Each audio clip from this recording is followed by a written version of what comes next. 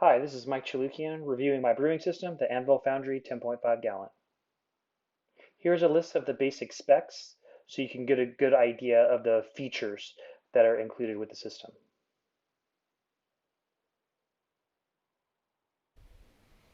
The Anvil Foundry is a electric brewing system that uses recirculation to maintain temperature.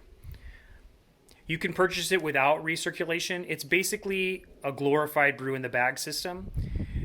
Instead of a bag, it has a grain basket that holds all the grain inside the system. It's all in one vessel, so it makes it easy for cleanup and takes the complicated part of multiple systems out of the brewing process, which has been really helpful for me and has really allowed me to really focus on what I'm doing on the brewing system, hopping techniques, and all of that kind of thing, really focusing so I don't have to worry about temperature and fiddling with propane anymore. The foundry comes with the vessel, as we can see there. Inside there's a grain basket and kind of a recirculation diffusion plate that I'll show in a minute. It comes with all the hoses you need if you buy the pump upgrade. It also comes with an immersion chiller, as we can see down here. It's stainless steel. It works pretty well. I've stopped using it because I've gone to my old chiller that I'll go over in just a minute. What I have added, in addition to the traditional foundry system, is, as we can see here, I have cam locks that I use to make sure that I can transfer the hoses or change hoses really easily, simply. I have my own pump because I purchased it previously. I use the brew bag every single time I brew because I find it easier to clean up. I also can mill my grain finer to improve my efficiency. I see a little bit of bump in the efficiency. I have this pedal down here that I use to control my pump. It clicks on and off, makes it very easy to control my pump. My pump does not have an on-off switch. And then lastly, as we can see here, not lastly, I use the hop spider every time just to keep the hop debris out of my pump and out of my plate chiller that I am currently using. Okay, to chill.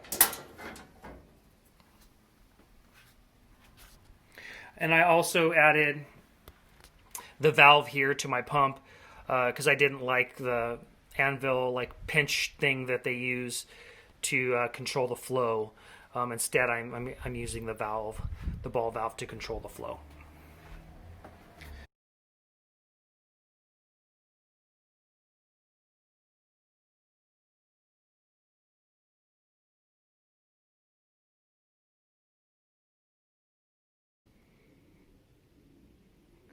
This is the basic setup for mashing. So I would set my time delay so my hot strike water would be ready in the morning. And then I would get up, I would put my bag in, as we can see there, and I would stir in my grain. And then I wait after I stir my grain to make sure that there's no dough balls. After about 15 minutes, I let it sit for 15 minutes and I come back out, and then that's when I turn on my recirculation to make sure that the grain bed has settled. Okay.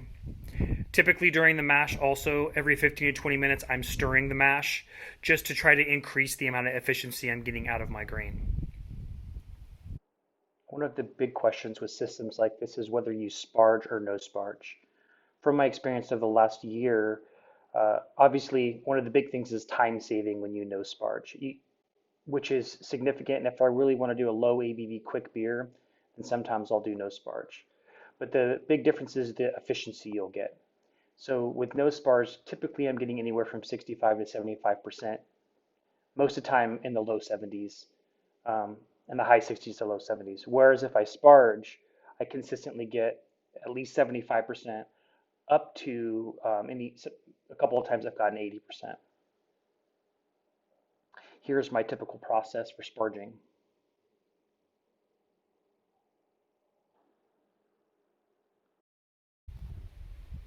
So after the mash, at the end of the mash, I also increase the temperature to 168 for a mash out and hold that for 15 to 20 minutes just to make sure I'm getting all of those sugars as soluble as possible. Then I would close off, as we can see here, I would close off my valve, okay? And then I would change that hose over to the sparge water kettle, okay? And then I raise out my basket, and as it's draining, I let it drain for 5 minutes first, and then I would start my sparge water. My sparge water is generally very slow, 20 to 30 minutes at least, and I let that drain. As soon as I lift that basket, the malt basket out like that, I bump my temperature up so all while I'm sparging, the temperature inside is increasing, so I can try to at least have a little bit less time getting up to a boil while I'm sparging.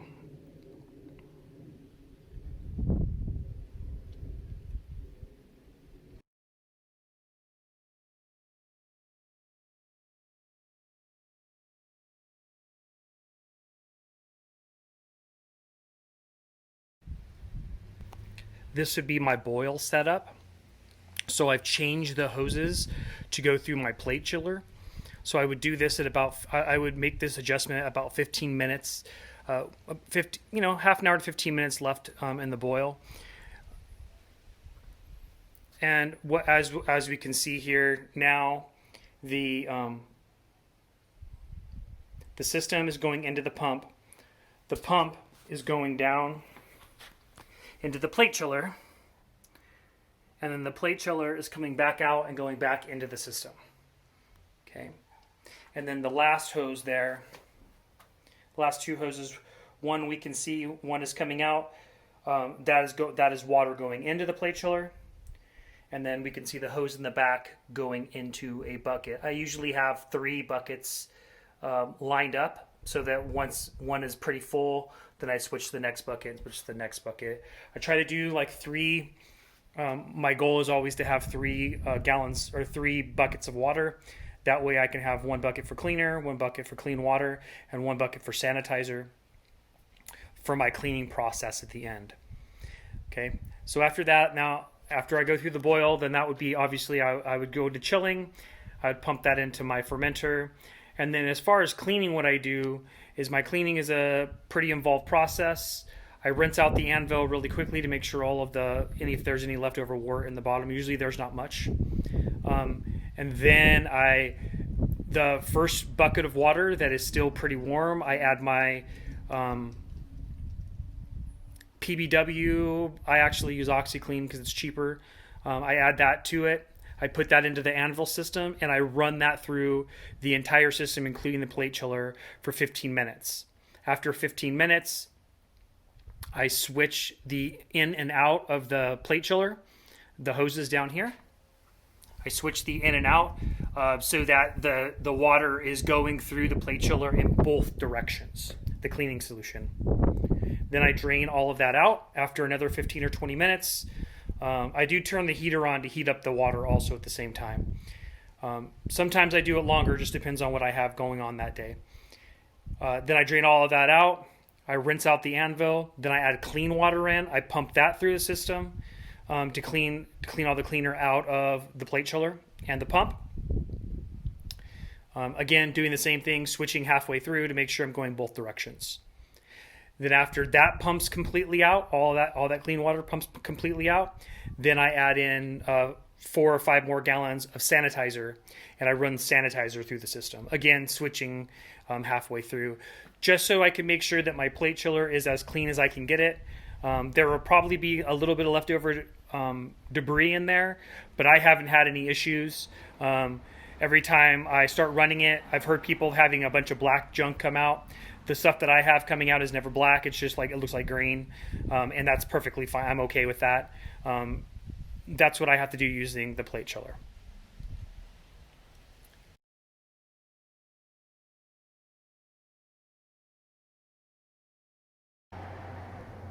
This video is just to show how easy it is to use the controller.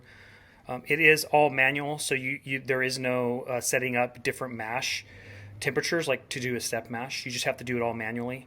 That doesn't really bother me because I'm not really concerned about doing step mashes.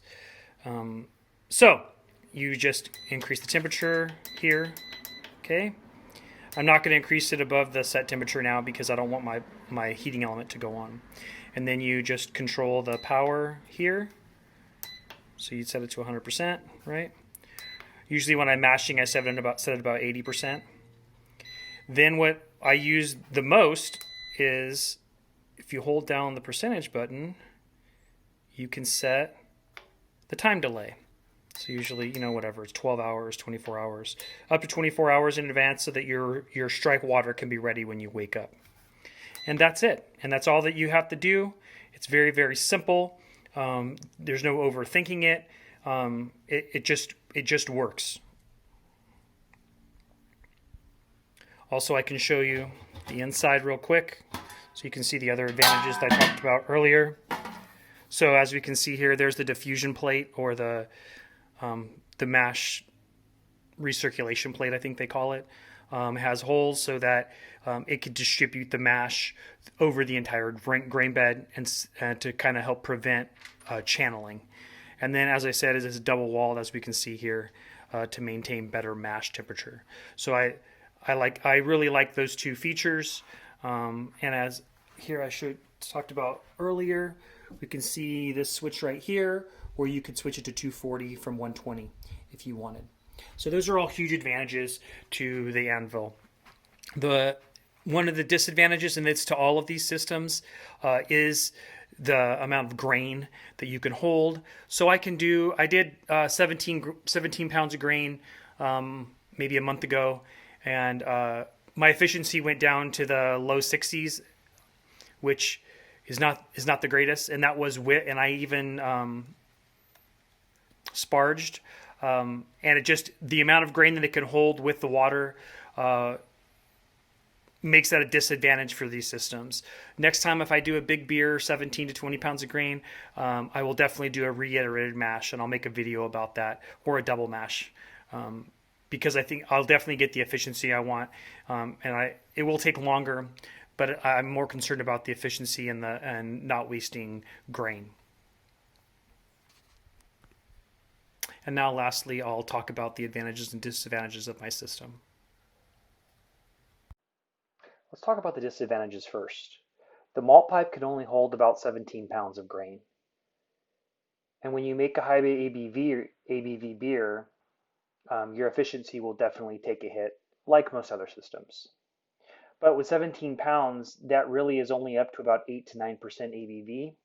So if you want to make bigger beers, you would either have to add DME, do a smaller batch size down to 3.5, 4 gallons, or you could also do a double mash or reiterated mash, which would just take additional time.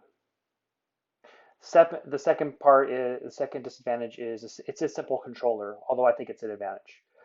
You cannot do automatic step mashes, so you would have to physically change the temperature when you wanted that step to go up in temperature. The pump is also separate and cannot be controlled by the controller or by a simple switch that's on the unit. Fourth, there's no additional ports for like whirlpool arms.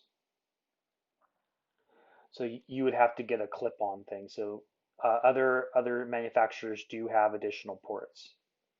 And the last thing is you'll still need an additional sparge vessel to hold your sparge water if you're going to sparge for the unit.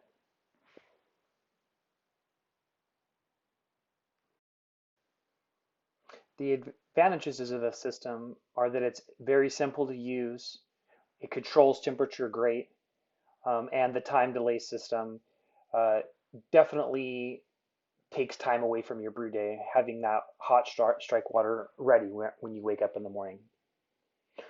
Second, it's a one vessel system, which means it's very simple to set up, very simple to clean up at the end, because you only really have one vessel to clean up.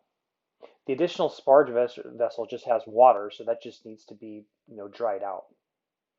Third, The system can be 120 volt or 240. It can be switched very simply. And you can get an adapter where you don't have to cut the cord.